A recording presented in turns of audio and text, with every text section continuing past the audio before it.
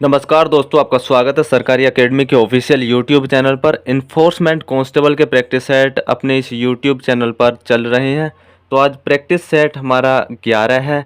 इससे पहले 10 practice set हो चुके हैं और प्रत्येक प्रैक्टिस सेट में 20-20 क्वेश्चन हैं। तो प्लेलिस्ट बनी पड़ी है यूट्यूब चैनल पर, प्लेलिस्ट में जाकर चेक कर सकते हैं अगर आप ये प्रैक्टिस सेट को, पहला ये प्रैक्टिस सेट है अगर आपका ये। क्वेश्चन नंबर 1 है कि इलेक्ट्रिक व्हीकल के मुख्य भाग नहीं है। तो देखिए, बैटरी भी होता है, इन्वर्टर भी होता है, इलेक्ट्रिक मोटर भी होता है, बट पेट्रोल नहीं होता है इलेक्ट्रिक व्हीकल का भाग। इसका एक्सप्लेनेशन देखें तो इलेक्ट्रिक व्हीकल का मुख्य भाग पेट्रोल नहीं है और इलेक्ट्रिक व्हीकल के मुख्य भाग battery, electric motor, inverter, charging point होता है।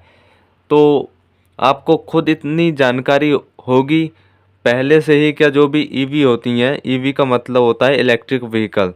तो अगर कहीं मैं ईवी का यूज़ करूं तो आपको इलेक्ट्रिक व्हीकल उस चीज़ को मानना है।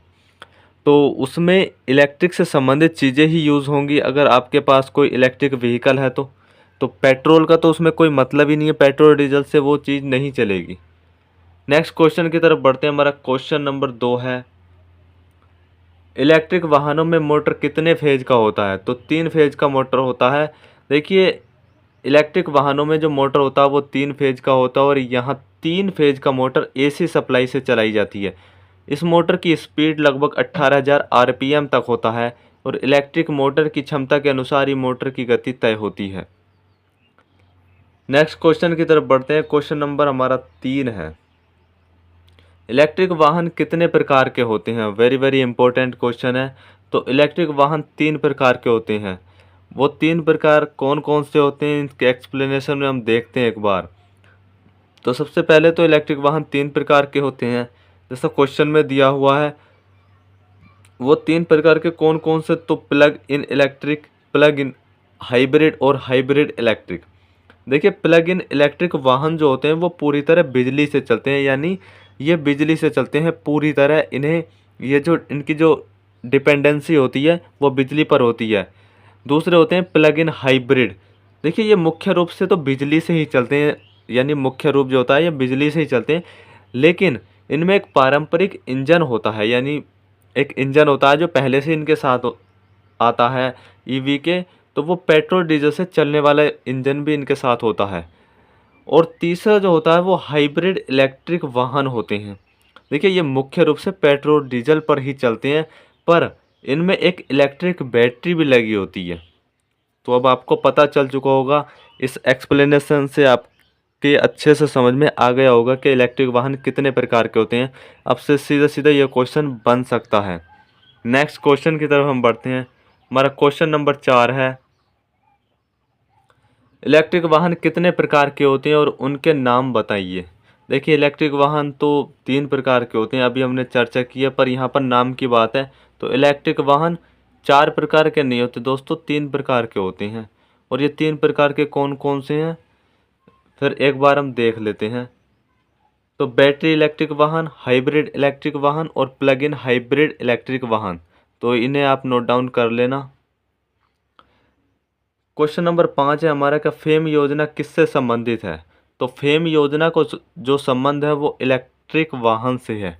इलेक्ट्रिक वाहन से फेम योजना का संबंध है। और इसके एक्सप्लेनेशन की अगर बात करें हम कि का जो एक्सप्लेनेशन में क्या क्या चीज़ें और दे रखी हैं फेम योजना से संबंधित। तो दोस्तों, सबसे पहली चीज़ तो हमें फेम योजना की फुल फॉर्म पता होनी चाहिए। फेम योजना की जो फुल फॉर्म है, faster adoption and manufacturing of electric vehicles, ये फेम योजना की फुल फॉर्म है। और फेम योजना को क्यों शुरू की गई थी? तो देखिए, इलेक्ट्रिक वाहन से ये संबंधित योजना है जो निर्माताओं और खरीदारों में सब्सिडी, कर छूट, अधिमान्य वित्त पोषण और सड़क कर एवं पंजीकरण छूट शामिल है। यानी फेम योजना के तहत अगर आप कोई ईवी खरीदते हो तो उस पर सड़क कर, पंजीकरण छूट, अधिमान्य वित्त पोषण और जो छूट है और सब्सिडी वगैरह वो इस योजना के तहत आपको मिल जाएंगी। नेक्स्ट क्वेश्चन की तरफ बढ़ते हैं। हमारा छठा क्वेश्चन है, national electric mobility mission plan संबंधित है। तो किससे संबंधित है? देखिए, ऑप्शन नंबर डी है हमारा, 2020 से वर्ष दर वर्ष इलेक्ट्रिक वाहनों की बिक्री को बढ़ाना।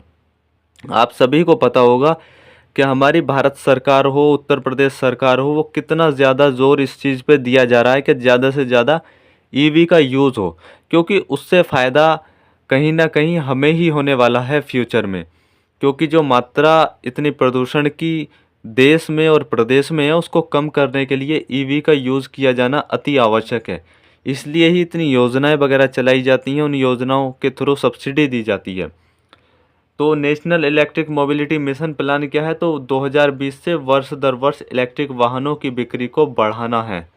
2020 से जैसे कोरोना का टाइम पीरियड ख़त्म हुआ, तो उससे जो है आगे को फोकस किया गया ईवी की तरफ।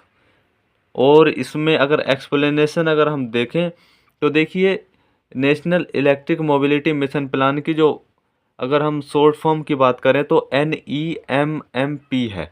तो ये फुल फॉर्म भी आपको लिख लेनी है। क्या NEMMP की फुल फॉर्म क्या है? National electric mobility mission plan है।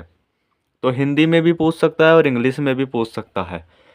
जो राजकोषीय प्रोत्साहन प्रदान करके 2020 से वर्ष दर वर्ष हाइब्रिड एवं इलेक्ट्रिक वाहनों की 6 से 7 मिलियन बिक्री हासिल करने का लक्ष्य रखता है। यानी ज़्यादा से ज़्यादा बिक्री होनी चाहिए जो भी ईवी हैं। क्वेश्चन नंबर 7 की तरफ हम बढ़ते हैं। क्वेश्चन नंबर 7 है कि परिवर्तनकारी गतिशीलता और बैटरी भंडारण पर राष्ट्रीय मिशन क्या है? तो गीगा स्केल बैटरी निर्माण संयंत्रों की स्थापना करना। तो ये फैक्ट हैं और ये फैक्ट आपको याद करने पड़ेंगे। इनके लिए कुछ भी शॉर्ट ट्रिक नहीं है याद करने की, क्योंकि कुछ ऐसे जो वर्ड्स होते हैं वो नए वर्ड्स याद करने में थोड़ी दिक्कत होती है, तो उन्हें लिख लिया करें आप। और इसका अगर एक्सप्लेनेशन की हम बात करते हैं तो परिवर्तनकारी गतिशीलता और बैटरी भंडारण पर राष्ट्रीय मिशन यानी national mission on transforming mobility and battery storage, जो ईवीएस के अंगीकरण के लिए एक व्यापक पारिस्थितिकी तंत्र का निर्माण करने और भारत में गीगा स्केल बैटरी निर्माण संयंत्रों की स्थापना को समर्थन देने का लक्ष्य रखता है। राइट। नेक्स्ट क्वेश्चन की तरफ बढ़ते हैं। हमारा क्वेश्चन नंबर 108 है, सॉरी क्वेश्चन नंबर हमारा 8 है। भारतीय वाहन बाजार में 100% तक इलेक्ट्रिक वाहन का लक्ष्य रखा गया है। तो कब तक लक्ष्य रखा गया? तो 2030 तक। देखिए, भारतीय वाहन बाजार में ये लक्ष्य रखा गया है कि सभी के पास ईवी होनी चाहिए 2030 तक। हालांकि हो या ना हो ये नहीं कह सकते, बट 2030 तक लक्ष्य रखा गया है कि 100% तक इलेक्ट्रिक वाहन होने चाहिए। देखिए, भारतीय वाहन बाजार में 2030 तक 100% इलेक्ट्रिक वाहन लक्ष्य रखा गया है और देश इलेक्ट्रिक वाहनों के इस्तेमाल पर केंद्र और राज्य सरकारों का फोकस है। यानी इलेक्ट्रिक वाहनों पर केंद्र सरकार का भी पूरा फोकस है और राज्य सरकार का भी पूरा फोकस है। और केंद्र का लक्ष्य है कि 2030 तक दोपहिया व तिपहिया वाहनों को इलेक्ट्रिक कर दिया जाए ताकि कार्बन उत्सर्जन को घटाया जा सके। तो अभी जो लक्ष्य 2030 तक रखा गया है वो बड़ी बड़ी गाड़ियों को लेके नहीं रखा गया, वो दोपहिया और तिपहिया, दोपहिया से मतलब जो भी बाइक वगैरह हैं और तिपहिया से जो ऑटो वगैरह हैं, तो इनको लक्ष्य रखा गया। हालांकि ऐसा नहीं है कि गाड़ियों पे काम नहीं होगा, जो कारें हैं वो भी ईवी की तरफ उनका भी रुझान है, तो कंपनियां जो हैं उस तरफ अपनी कारों को मोड़ रही हैं। पर 2030 तक लक्ष्य ये रखा गया है कि जो ऑटो वगैरह या दोपहिया तिपहिया जो भी वाहन इस तरीके के चलते हैं वो तो कम से कम 2030 तक 100% इलेक्ट्रिक से चलना शुरू हो जाएं। नेक्स्ट क्वेश्चन है हमारा क्वेश्चन नंबर 9। देखिए, वर्तमान समय में भारत कितने इलेक्ट्रिक वाहन है? अगर वर्तमान समय की बात करते हैं कि इलेक्ट्रिक वाहन कितने हैं वर्तमान समय में, तो 1.23 मिलियन है। कितने? 1.23 मिलियन लगभग इतने इलेक्ट्रिक वाहन हैं। तो अगर ऐसा पूछ लेता है डायरेक्ट तो आपको बता देना है इस क्वेश्चन को। और जी अगर इसके एक्सप्लेनेशन की बात हम करें तो वर्तमान समय में भारत में लगभग 1.23 मिलियन इलेक्ट्रिक वाहन है और भारत के इलेक्ट्रिक वाहन बाजार का आकार 2030 तक 152.21 बिलियन अमेरिकी डॉलर पहुंचने की उम्मीद है। 2010 से 2030 तक बाजार में 94.4% की CAGR से विस्तार होने की उम्मीद है। यानी उम्मीद है कि लगभग इतनी विस्तार हो जाएगी 94.4% की CAGR से। CAGR की मीनिंग है कि जो कंपाउंड अमाउंट, और जी CAGR ग्रोथ और रेट, इसकी ये फुल फॉर्म है। अगर आपसे पूछ भी लेता है तो। क्वेश्चन नंबर 10 की तरफ हम बढ़ते हैं। क्वेश्चन नंबर 10 हमारा क्या है? भारत सरकार द्वारा उत्पादन के लिए 10,000 करोड़ रुपए की लागत वाली कौन सी योजना चलाई जा रही है?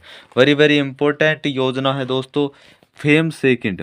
पहला चरण चला था इसका, फेम योजना का। अभी ये दूसरा चरण शुरू कर दिया है भारत सरकार ने। देखिए, भारत सरकार द्वारा उत्पादन के लिए 10,000 करोड़ रुपए की लागत से remodelled faster adoption and manufacturing of electric vehicles यानी फेम सेकंड योजना चलाई जा रही है।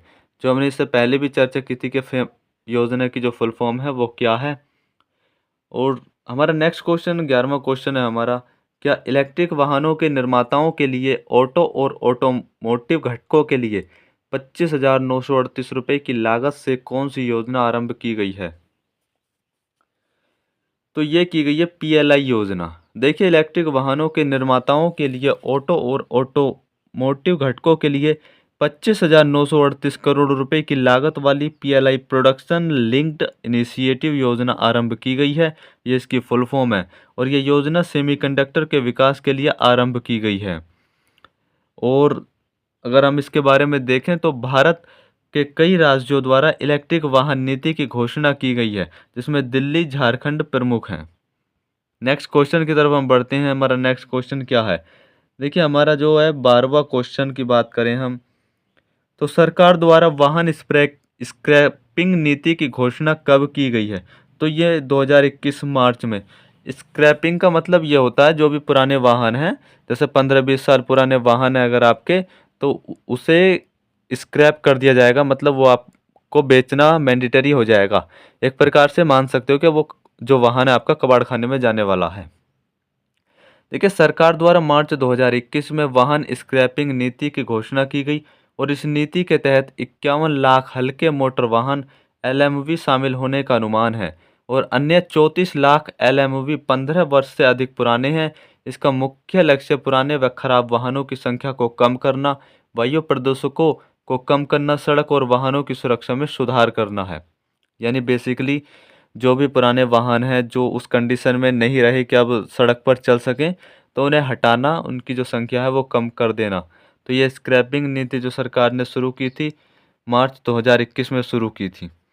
नेक्स्ट क्वेश्चन की तरफ हम बढ़ते हैं। हमारा नेक्स्ट क्वेश्चन 13वां क्वेश्चन है, वायु प्रदूषण पर अंकुश लगाने के लिए सरकार की कौन कौन सी योजनाएं प्रभावी हैं?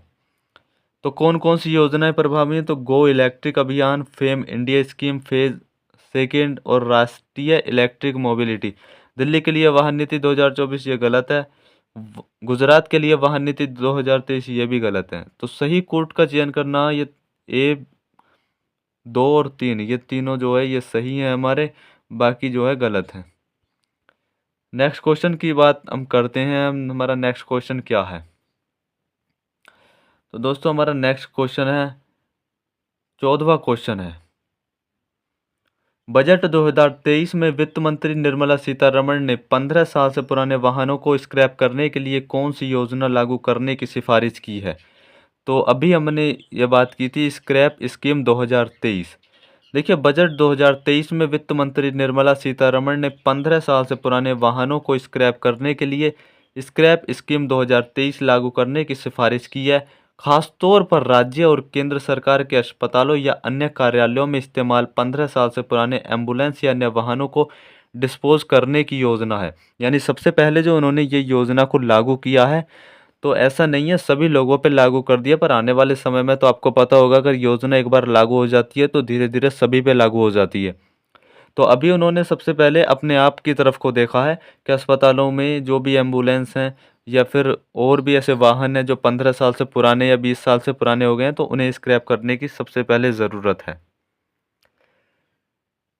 और जी, इसमें एक्सप्लेनेशन में बात करें तो इलेक्ट्रिक वाहनों को हटाने की कोशिश हो रही है इसके तहत। हालांकि आर्मी या विशेष कार्यों में इस्तेमाल हो रहे वाहनों को इस नियम से अलग रखा गया है। देखिए, हम सभी वाहनों को तो नहीं हटा सकते। आर्मी में हो सकता है 15 साल पुराना कोई वाहन है और वो आज भी अच्छी कंडीशन में, तो उसे नहीं हटा सकते। 20 साल पुराना वाहन है अच्छी कंडीशन में, उससे नहीं हटा सकते। तो कुछ जगह ये जो लॉ है वो वहीं पर काम करने वाला है। क्वेश्चन नंबर 15 की अगर हम बात करें तो व्हीकल स्क्रैप पॉलिसी 2023 क्या है? तो 15 साल से अधिक पुराने वाहनों पर प्रतिबंध, ये कई बार हम पढ़ चुके हैं क्वेश्चन, जो है हमारा तीसरी चौथी बार ये क्वेश्चन आ चुका है। और इसका जो एक बार एक्सप्लेनेशन देखें, देखिए देश में कम कार्बन पदचिह्न प्राप्त करने के लिए अनुपयुक्त और प्रदूषण फैलाने वाले वाहनों को चरणबद्ध तरीके से हटाने के लिए पारिस्थितिकी बनाना है।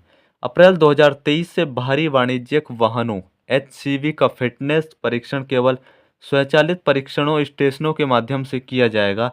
जो 15 से 20 वर्ष पुराने वाणिज्यिक वाहनों और निजी वाहनों को फिटनेस परीक्षण में विफल होने पर स्क्रैप कर दिया जाएगा।